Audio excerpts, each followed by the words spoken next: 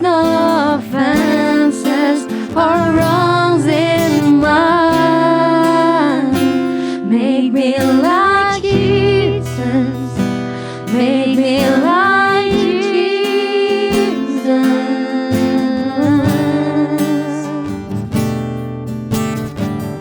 My heart is an open space for you to come and have your way. I'm open.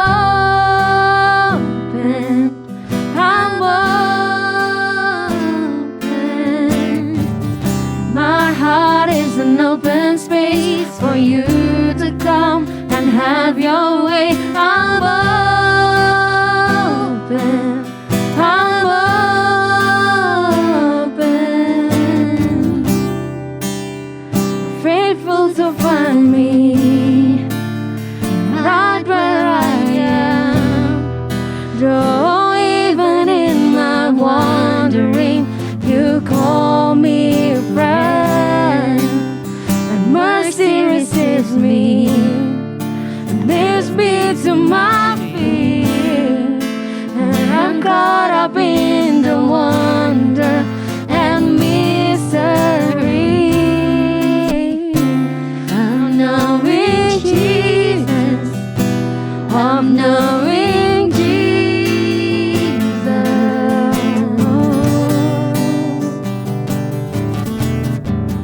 My heart is an open space for you to come and have your way. I'm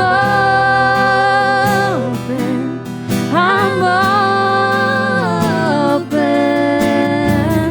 My heart is an open space for you to come and have your way. I'm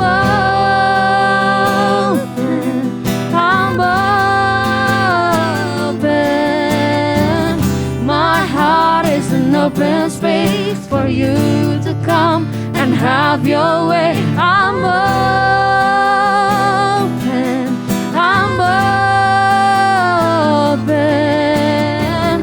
My heart is an open space for you to come and have your way. I'm open. I'm open. Do whatever you wanna do, and say whatever you wanna say, and move however you wanna move, and change whatever you wanna change, and do whatever you wanna do, and say whatever you wanna say,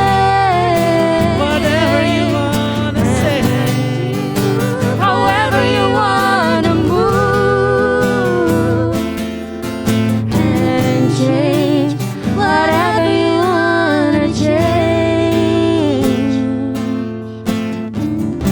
My heart is an open space for you to come and have your way. I'm open.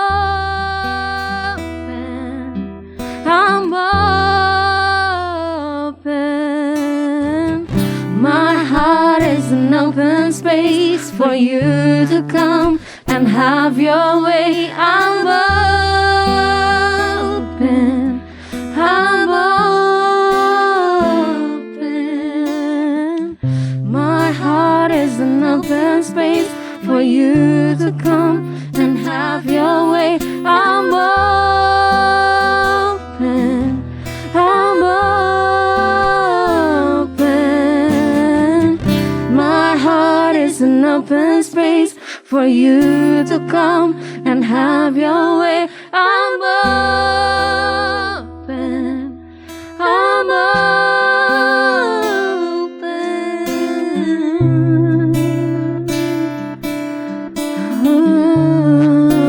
My heart is open for you. My heart is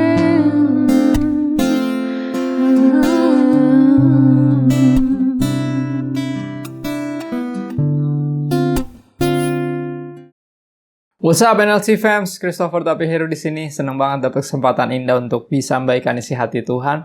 Dan hari ini kita bakal ngomongin sesuatu yang sangat seru. Ya, judulnya Foolproof Life, hidup yang tanpa kebodohan. Ya, kayak fireproof, anti api, tapi ini anti bodoh gitu, anti dongo. Dan ini satu tema yang cukup menggelitik, tapi seru banget sepanjang menyiapkannya. Gue juga udah diberkati, so gue harap perenungan hati gue, ya apa yang gue renungin lewat firman Tuhan bisa memberkati semua yang dengar. So we can have possibly, ya kita bisa kemungkinan besar untuk memiliki hidup yang tanpa kebodohan. Kenapa dikatakan kemungkinan besar? Karena jelas saja kita bisa terjebak dalam berbagai pilihan-pilihan yang salah dalam hidup. By the way teman-teman, Alkitab nggak mencatat, ya nggak ngasih tahu kita bakal jadi apa, kerja di bidang mana, ya terus jadi sama siapa, ya married sama siapa, kita nggak pernah dikasih tahu, nggak ada kayak nama atau kerjaan tertentu, nggak.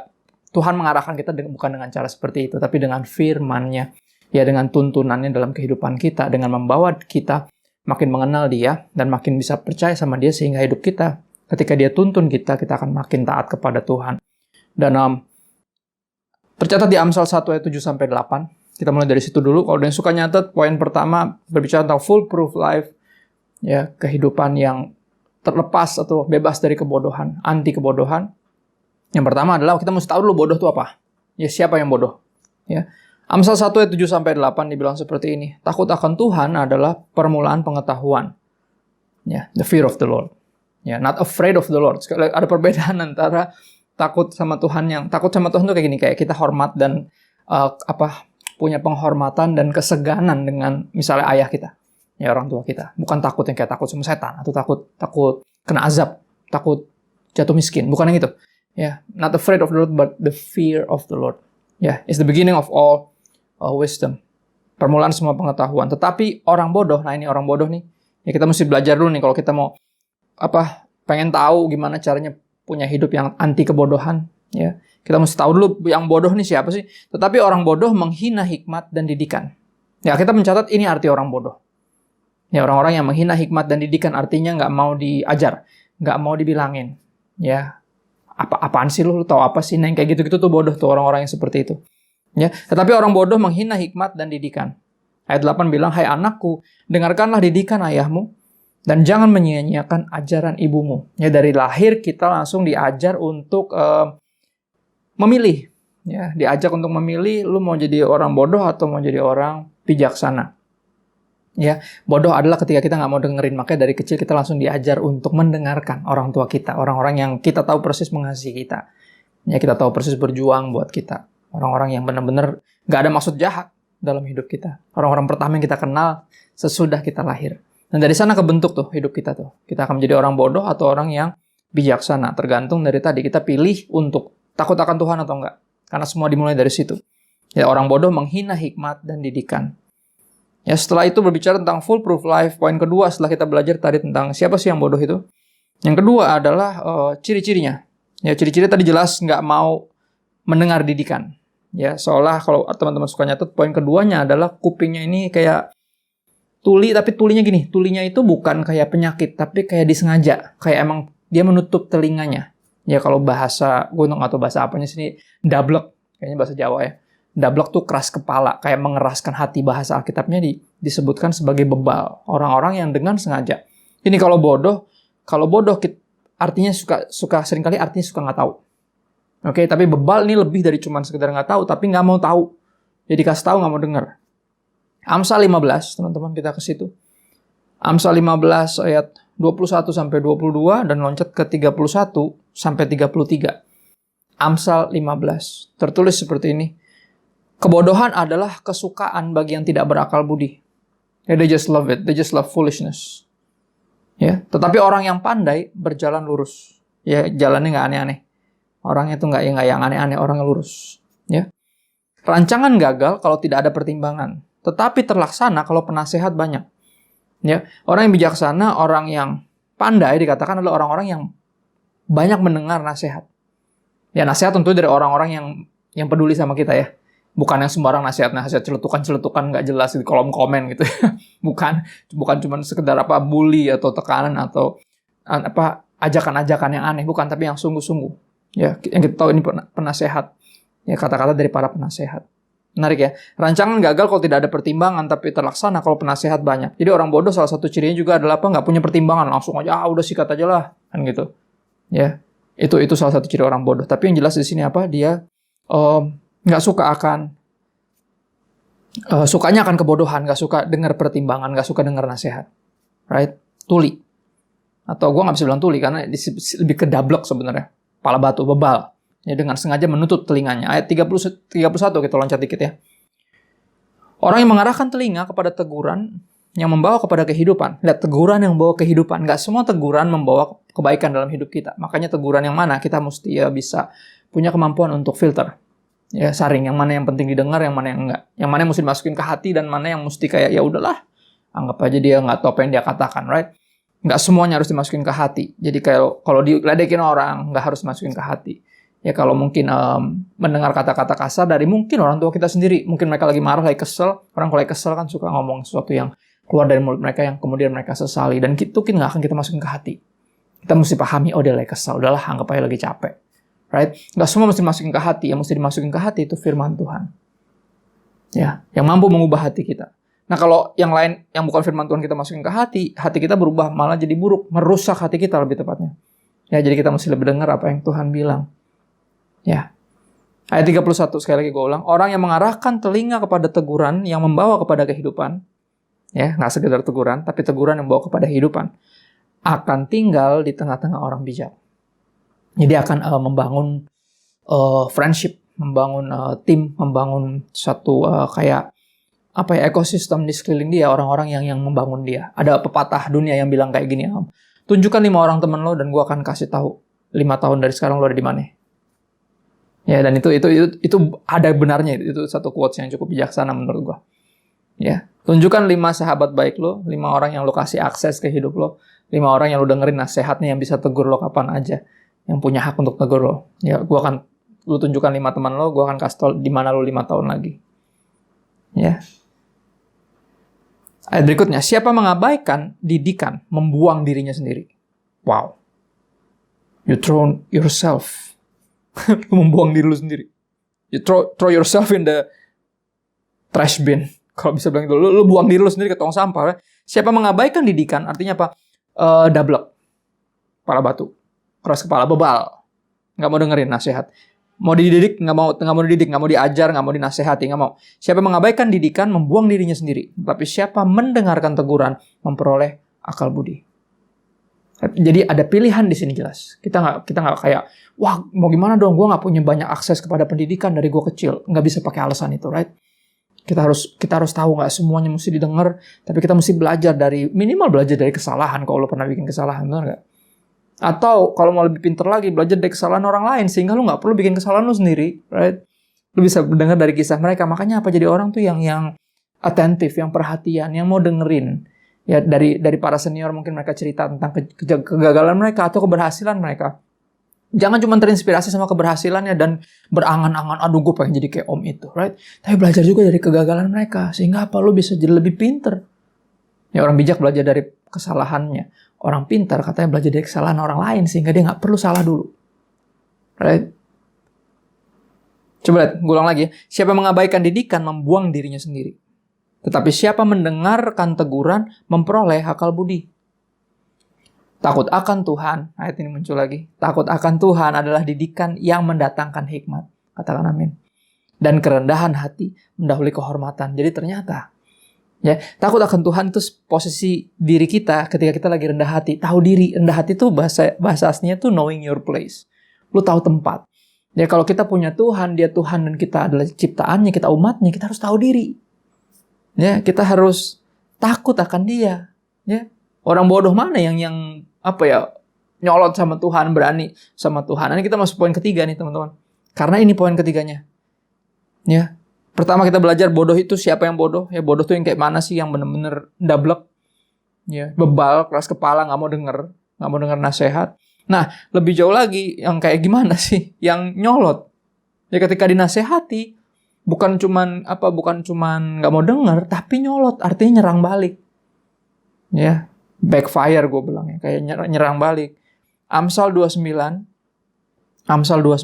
ayat 1, terus ayat 15 dan 18. Ya, kita ke Amsal 29 berkaitan dengan poin ketiga yaitu nyolot.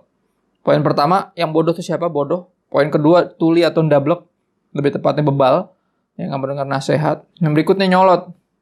Amsal 29 ayat 1 bilang gini, siapa bersih tegang leher? Wow. Pet mau gue sini kan. Posisi udah siap ngajak ribut. Ya, senggol bacak mau down. Oke. Siapa bersih tegang leher, nyolot, ya. Kesel, walaupun telah mendapat teguran.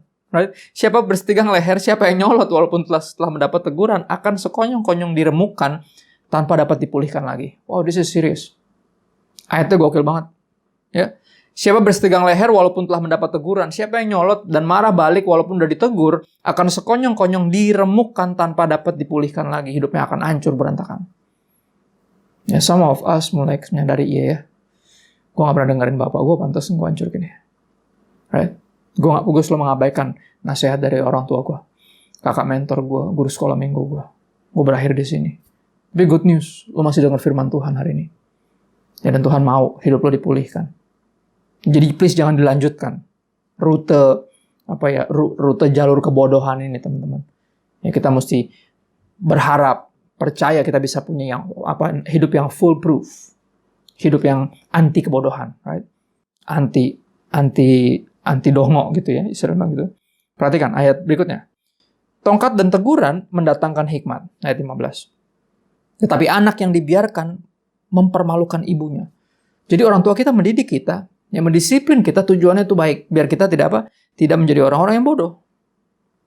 Tidak jadi orang-orang yang hidupnya ini bikin malu. Ya, itu bilang gitu ya.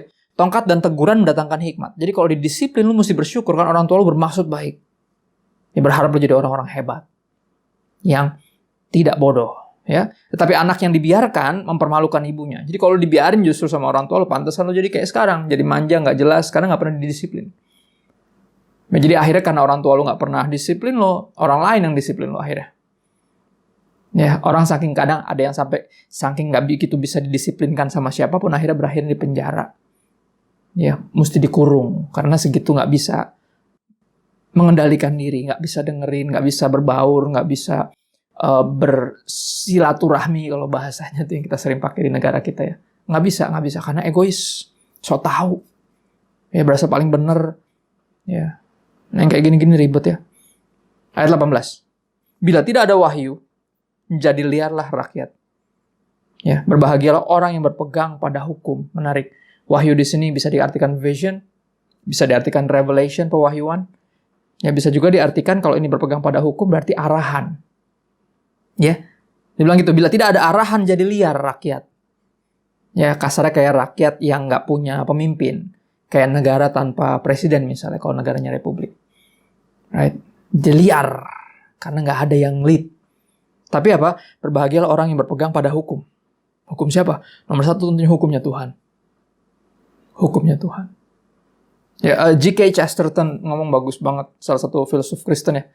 Gue akan sebut demikian. Dia nulis bagus banget. Dia bilang kayak gini, kalau lu nggak nunduk sama Tuhan, lu akan nunduk sama siapapun akhirnya. Unik ya. Dia bilang kalau lu nggak tunduk sama Tuhan dan peraturan Tuhan dan hukumnya Tuhan, lu akan benar-benar akhirnya jadi percaya sama siapa aja, dia bilang. Basically dia ngomong gitu. Kalau lu nggak percaya sama Tuhan, lu akan jadi percaya sama apa aja yang aneh-aneh gitu. Ya. Dan itu sebuah kebodohan tentunya. Ya. Dan kalau bicara nyolot ya, kalau bicara tentang nyolot ini yang bersih tegang leher nih, ingatnya tuh Simpson ya. Simpson, bener tahu tokoh Simpson ya, harusnya cukup familiar kalau tumbuh besar di sekolah minggu. Buat yang nggak tahu, Simpson ini orang yang diurapi Tuhan dari kecil gitu ya, dari lahir. Jadi orang tuanya sebenarnya nggak bisa punya anak dan Tuhan izinkan mereka punya anak dan anak ini diserahkan bagi Tuhan untuk dipakai sama Tuhan. Nah dari muda dia ini dari kecil ya Tuhan punya syarat cuma satu, rambut anak ini nggak boleh dipotong. Dan dia anak ini jadi bertumbuh jadi kuat sekali karena kekuatannya berasal dari Tuhan. Nah sepanjang hidup dia ini benar-benar nggak super semuanya tuh ya, semua ciri-ciri bodoh yang tadi kita belajarin ya. Dia nggak mau dengerin, dia nggak takut akan Tuhan. Makanya nggak pernah berdoa sepanjang umur hidupnya. Cuma sekali dia berdoa nanti di akhir hidupnya. Itu pun bukan karena takut akan Tuhan. Dia nggak takut sama Tuhan. Jadi karunia yang Tuhan berikan, ya kekuatan yang super itu. Dia itu satu-satunya yang karunia rohnya itu bentuknya fisik. Rata-rata kan kayak ngertiin mimpi, hikmat gitu ya. Dia ini bener-bener, wah physically bener-bener nggak tertandingi di era itu. Wah gila, dia tuh kayak Hulk tapi nggak hijau. Dan pemarah, mirip sama Hulk. Ya Hulk kan selalu bilang, you don't like me when I'm angry. Kenapa gue pakai Hulk? Karena biar lu kebayang dia tuh kayak gimana sih, nggak unstoppable. Ya orangnya bener-bener kuat karena kekuatan dari Tuhan, tapi tadi bodoh. Ya bodoh, dablek, nyolot, itu dia. Ya, dia nggak dengerin, dia nggak takut akan Tuhan, dia nggak dengerin nasihat orang tuanya sendiri. 2 kali dia menikah, dua-duanya sama pelacur. Ya dari bangsa yang berbeda, bukan sesama orang percaya. Dan dua-duanya alasannya apa? Orang tua udah bilang kayak, nggak ada cewek yang lain emangnya gitu. 2 kali, dan dia bilang kayak, nggak, gue mau tahu, bukan gue suka, gue mau sama dia. That's it. Jadi didorong pure oleh hawa nafsunya sendiri. Dan orang ini apa? Singkat cerita, dia itu full of himself. Dia terlalu penuh atau dipenuhi. Dia ini super egois. Ya pernikahan pertama berantakan. Karena gini, dia bikin masalah sendiri. Dia emosi, terus dia pergi. Ya istrinya ditinggalin gitu aja. Akhirnya bapak dari istrinya ini, ya mertuanya, mengira bahwa, oh udah gak mau kali sama anak gua. Akhirnya anaknya dinikahin lah sama best friend-nya. Akhirnya pas dia balik, berapa waktu kemudian, lama, nggak sebentar, dia tiba-tiba istrinya udah bukan istrinya. Ngamuk dia. Ya dia ngamuk bikin masalah akhirnya. Ngamuknya rusuh. Nah, pernikahan pertama berantakan. Pernikahan kedua menghabisi nyawanya. Ya, cost him his life. Karena perempuan yang kedua ini jauh lebih toksik lagi. Ya, dia nggak belajar dari kesalahannya. Semua ciri-ciri dari kebodohan. Ya, tapi singkat cerita, dia itu orang yang sangat egois. Dia cuma mikirin apa yang dia suka, apa yang dia mau, apa yang dia pengen. Ya, dia pikir dia bisa ngapain aja. Karena dia orang paling kuat di era itu. Tapi dia berakhir di situ. Ya, satu perempuan toksik ini yang berhasil membujuk Simpson untuk kasih tahu rahasia kekuatannya ada di mana. Perempuan ini dibayar sama bangsanya untuk cari tahu gimana caranya cari kelemahan orang ini, karena orang ini berbahaya bagi bangsa Filistin waktu itu. Ya. Dan ini yang terjadi. Akhirnya dia berakhir, matanya dicongkel, rambutnya dipotong karena kekuatannya ada terletak di situ, di covenant, di perjanjian orang tuanya sama Tuhan. Jadi dia nggak menghormati itu. Sekali lagi dia nggak takut Tuhan, dia nggak dengerin nasihat, dia didorong oleh hawa nafsunya sendiri, orangnya nyolot, ya panasan, emosian, nafsuan. Total full of himself. Egois. Akhirnya apa? Berakhir di mana? Diikat di kedua tiang di rantai. Disuruh ngelawak, teman-teman.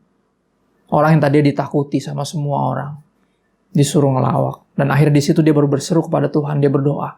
Akhirnya doanya apa? Ngaco. Doanya dia bilang apa? Tuhan kasih gue kekuatan sekali lagi. Gue mau balesin 2 mata gue. Dia gak peduli sama sekali sama Tuhan. Ya dia tuh full of himself. Apa yang bisa kita belajar dari kisah ini? Ya tentang kebodohan. Tentang kebodohan, tentang kebebalan, dan kenyolotan. Kan gitu ya. Udah ngaco, bego, nyolot lagi. Ya. Apa yang bisa kita belajar dari kisah ini? Those who full of themselves will make a fool of themselves. Orang yang penuh dengan dirinya sendiri akan bikin dirinya sendiri jadi orang dipandang orang sebagai orang bodoh. Bukan cuma itu, dia sendiri menyadari kebodohannya. Ya cuma udah nggak ada kesempatan lagi. Di situ akhirnya ya udah dia bunuh diri ya dengan cara dia hancurin kedua tiang itu dengan kekuatan yang Tuhan kasih sekali lagi. Pertanyaannya kenapa Tuhan kasih? Ya sederhana, Tuhan membela namanya sendiri. Karena nama Tuhan nggak bisa direndahkan lewat tingkah laku hamba Tuhan. Teman-teman mesti dipahami. Ya, jangan sampai kita status hamba Tuhan, rasanya hamba Tuhan, tapi hidupnya jadi hambatan Tuhan. Apakah Tuhan bisa dihambat, Kak? Enggak. Ya Tuhan nggak bisa dihambat, makanya Tuhan tetap kasih kekuatan buat Simpson sekali lagi untuk membela nama Tuhan, bukan balas 2 matanya, bukan. Ya teman-teman pastikan kita bukan hanya dipakai oleh Tuhan, tapi juga diperkenan oleh Tuhan. Biar kita hidup anti bodoh. Kita takut Tuhan. Dengar nasihat orang tua. Dengar nasihat dari orang-orang yang mengasihi kita. Kita belajar dari kesalahan orang. At least belajar dari kesalahan kita sendiri. Ya hidup dipenuhi, dituntun oleh Roh Kudus. Dipimpin oleh Roh Kudus. Bukan oleh hawa nafsu kita. Ya, those who full of themselves will make a fool of themselves. Itu yang bisa kita belajar dari kisah Simpson. Yang terakhir gue akan ngomong tentang apa? Tentang solusinya, berarti mesti gimana? Ya foolproof life meaning kita jadi orang yang bijaksana. Right? Bijaksana artinya anti bodoh. Hidup sebagai orang yang bijaksana itu yang kayak gimana? Kita ke Yakobus 1. Yakobus 1 ayat 19 sampai 25. Yakobus 1 ayat 19 sampai 25. Ya, poin terakhir kita yang disebut dengan bijaksana. Setelah kita belajar siapa itu yang bodoh, ya, anti nasihat, tuli, tundablek lebih tepatnya, lebih ke bebal, ya, terus berikutnya nyolot, bukan cuma nggak suka dinasehatin, tapi nyerang balik yang menasehati, ya, bukan cuma nggak bisa di ngomongin, tapi nyaut, kan gitu ya. Nah, berikutnya kita mau belajar tentang, setelah kita bahkan merenungkan kisah Simpson, ini satu jagoan di Alkitab yang nggak patut dipelajari, nggak patut diteladani. Teman-teman, ada dua jenis manusia yang datang dalam hidup kita. One, come as a blessing. Ya, two, yang kedua, come as a lesson. Yang pertama, kita jadi berkat buat kita sehingga kita mau meneladani. Oke? Yang berikutnya jadi pelajaran. Jangan sampai gue kayak dia. Nah, Simpson itu yang nomor 2. Ya.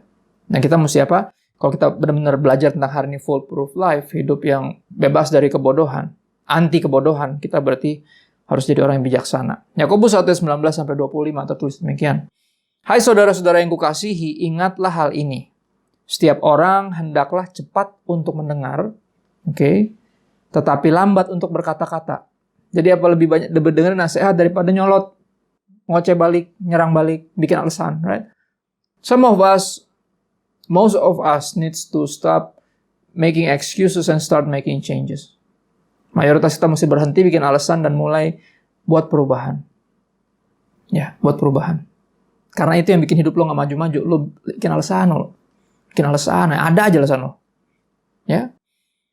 Setiap orang hendaklah cepat untuk mendengar, tetapi lambat untuk berkata-kata. Dan juga lambat untuk marah. Jangan kayak Simpson ya. Emosinya nomor 1, ditaruhnya di situ. Modenya senggol bacok. Ya. Kenapa? Sebab amarah manusia tidak mengerjakan kebenaran di hadapan Allah. Ya, maka gue belajar dari orang tua juga yang nggak marah-marah terus. Bukan nggak pernah marah, tapi nggak marah-marah terus. Karena buat apa? Ya, anak yang dibesarkan dengan omelan, hajaran yang konstan gitu ya, yang modenya tuh nggak ada mode kasih sayang dari orang tuanya, nggak ada mode ngobrol, semuanya teriakan, bentakan, ya hajaran. Wah, rusak pasti tuh anak. Ya nggak sih? Bukan nggak boleh marah, bukan nggak boleh menghajar, tapi pada waktunya, pada tempatnya. Ya nggak setiap kali, nggak modenya begitu. Modenya harus penuh kasih. Kita harus dikenal sebagai bapak yang penuh kasih. Tapi bukan bapak yang manjain anak-anaknya. Ya, ibu yang manjain anak-anaknya, bukan yang itu. Right? Sebab itu apa? Buanglah segala sesuatu yang kotor dan kejahatan yang begitu banyak itu. Ya. Dan terimalah dengan lemah lembut. Lihat nih, ini ciri-ciri orang bijaksana. Yang pertama apa? Cepat mendengar, lambat berkata-kata, lambat untuk marah. Ya. Berikutnya apa? Menerima dengan lemah lembut. Apa? Terimalah dengan lemah lembut firman yang tertanam dalam hatimu yang berkuasa menyelamatkan jiwamu. Oke, ini fungsinya Alkitab. Ya bukan kayak tadi ngasih tahu lu mesti kerja apa, terus merit sama siapa, bukan begitu. Ya ini fungsinya Alkitab apa? Membawa kita apa? Menyelamatkan jiwa kita. Membawa kita di jalur yang hidup yang foolproof. Ya, anti kebodohan. Ya. Buanglah segala sesuatu yang kotor dan kejahatan begitu banyak itu dan terimalah. Karena gini, kalau kita nggak bisa menerima dengan lemah lembut firman yang di hati kita, kalau masih terlalu banyak yang kotor dan kejahatan itu di dalam diri kita. Ya bentuknya kayak detox. Yang bagus masuk, yang jelek perlahan mesti tersingkirkan. Nggak bisa lu pertahankan yang jelek ini. Ya ini yang disebut bikin alasan. Bikin alasan tuh selalu gitu. Kayak, ya gue memang orang yang kayak gini. Susah, right? Mau ada yang mau masuk, firman Tuhan, nasihat orang tua, mentok semua. Ya bahkan orang-orang yang dekat sama lo, yang sayang sama lo, yang peduli sama lo nggak pernah lo dengerin. Akhirnya apa? Ya udah, those who full of themselves will make a fool of themselves, right? Tapi apa biar gini, ketika kita buang semua yang kotor dan kejahatan yang begitu banyak itu, kita baru bisa menerima ya firman Allah dengan lemah lembut. Itu ciri-ciri orang bijaksana. Ya kalau dengar nasihat tuh dipertimbangkan sungguh-sungguh. Ya nggak langsung nyolot, nggak langsung bikin alasan, nggak langsung berespon negatif. Ya, tapi diterima dengan lemah lembut, khususnya apa? Firman Tuhan. Firman Tuhan. Tetapi apa? Hendaklah kamu jadi pelaku firman dan bukan hanya pendengar saja. Nah, dengar itu baik. Ya itu step awal, tapi berikutnya jangan cuma dengar doang. Ya. Sebab jika tidak demikian, kamu menipu diri sendiri. Kalau lu cuma dengar firman dan nggak melakukannya, lu nipu diri lu sendiri. Fool yourself. Wah, kata-kata itu lagi muncul lagi. Full of themselves, make a fool of themselves, and fooling, the one who's been fooling is you. Lu begoin, lu nipu diri lu sendiri, dibilang gitu. Ya. Sebab jika seorang hanya mendengar firman saja dan tidak melakukannya, ia adalah seumpama seorang yang sedang mengamat-amati mukanya yang sebenarnya di depan cermin. Ya baru saja ia memandang dirinya, ia sudah pergi atau ia segera lupa bagaimana mukanya tadi pas di kaca. Ya orang yang dengar firman, misalnya lu dengar firman gini, terus pikir, wah amin, benar banget, gue nggak boleh gini, nggak boleh gitu, nggak boleh apa. Tapi kalau lu nggak langsung lakukan, lu pasti akan keburu lupa. Kayak misalnya contoh ya, lu ngaca, terus di gigi lu tiba-tiba ada bekas kangkung gitu, lo habis makan gitu, ada kangkung. Nah kalau lu nggak langsung korek di situ pas masih ada kaca, aduh ntar aja deh gitu kan, gue buru-buru nih. Percaya deh, lu akan punya kecenderungan untuk lupa. Nanti tiba-tiba orang ngetawain lu, orang ngeliat lu ngetawain lu, terus lu bingung ada apaan. Tiba-tiba temen lu bilang, itu ada apa di gigi? Aduh, oh iya kangkung yang tadi. Harusnya apa? Makanya pas dengar firman, langsung lakukan. Jangan ditunda-tunda dulu. Ya jangan ditunda-tunda lagi. Ketaatan itu bukan sesuatu yang harus ditunda, yang patut ditunda, yang bisa ditunda. Rugi besar kalau kita menunda ketaatan, benar ya? Menunda pertobatan, rugi besar. Ya, nanti nasihat nih buat kita biar jadi bijaksana. Tetapi barang siapa meneliti hukum yang sempurna. Lihat, bukan cuma dengar firman Tuhan, tapi sungguh-sungguh diteliti. Ku renungkan firman-Mu siang dan malam. Terus apa? Ku pegang perintah-Mu dan ku lakukan. Engkau tahu ya Tuhan, tujuan hidupku hanyalah untuk menyenangkan hati-Mu. Orang bijak, hidupnya bukan buat dirinya sendiri, tapi untuk menyenangkan Tuhan. Dan dengan demikian bisa jadi berkat buat sesama. Kita akan nyampe ke ayat itu nanti, ayat terakhir kita. Tapi kita kelarin dulu yang ini. Barang siapa meneliti hukum yang sempurna, yaitu firman Tuhan, yaitu hukum yang memerdekakan orang. This is interesting. Kenapa? Dia bilang, firman Tuhan itu walaupun dipenuhi perintah dan juga larangan, kayaknya kita diatur-atur, tapi tujuannya bukan untuk mengikat kita. Membelenggu kita, bukan. Membatasi kita, bukan. Justru untuk memerdekakan kita. Ya, percayalah, pagar rumah dibangun sama orang tua bukan untuk membatasi gerak-gerik anak, kebebasan anak, bukan. Tapi untuk melindungi kita dari kejahatan yang ada di luar. Yang jahat, orang yang bermaksud jahat yang ada di luar. Dari berbahayanya di luar. Right? Beda kan main di rumah sama main di jalan raya kan beda bahayanya, benar ya? Yang kita harus memandangnya dengan tepat. Barang siapa meneliti hukum yang sempurna, yaitu hukum yang memerdekakan orang. Berapa orang baru mulai dengerin Tuhan ketika mereka menyadari, oh Tuhan larang gua, Tuhan tegur gua, Tuhan disiplin gua karena Dia sayang sama gua. Ya, harus mulai dari situ. Baru kita meneliti. Barang siapa meneliti hukum yang sempurna, yaitu hukum yang memerdekakan orang, dan ia bertekun di dalamnya. Jadi bukan hanya mendengar untuk melupakannya. Ya, bertekun dalam firman Tuhan itu artinya baca, mengerti, ya dikulik, ngerti, terus lakukan. Ya. Jadi bukan hanya untuk mendengar, untuk melupakannya, tetapi sungguh-sungguh melakukannya. Dibilang apa? Orang-orang ini akan apa? Berbahagia oleh perbuatannya, oleh ketaatannya. Sekali lagi, dengar itu satu hal. Karena orang bodoh nggak mau dengar. Ya, tapi dengar tanpa melakukan, nggak ada intinya. Kita harus juga jadi pelaku firman. Dan kita akan apa? Berbahagia oleh perbuatan kita. Oleh ketaatan kita. Percayalah, gini, kesenangan mungkin bisa datang dari dosa, tapi cuma sementara. Tapi sukacita nggak bisa datang dari dosa. Sukacita hanya bisa muncul dari rasa syukur yang menghasilkan ketaatan. Hanya ketaatan, kekudusan yang bisa membawa sukacita dalam hati kita. Nah, oleh sebab itu apa? Kita masuk ke ayat terakhir kita. 2 Korintus 5:15. Ayatnya sederhana. Mungkin ini kurang populer. Yang lebih populer adalah 2 Korintus 5:17. Barang siapa dalam Kristus, ciptaan yang baru. Yang lama sudah berlalu, yang baru sudah datang. Ciri-ciri ciptaan baru yang kayak gimana? Ayat 15, ayat terakhir kita.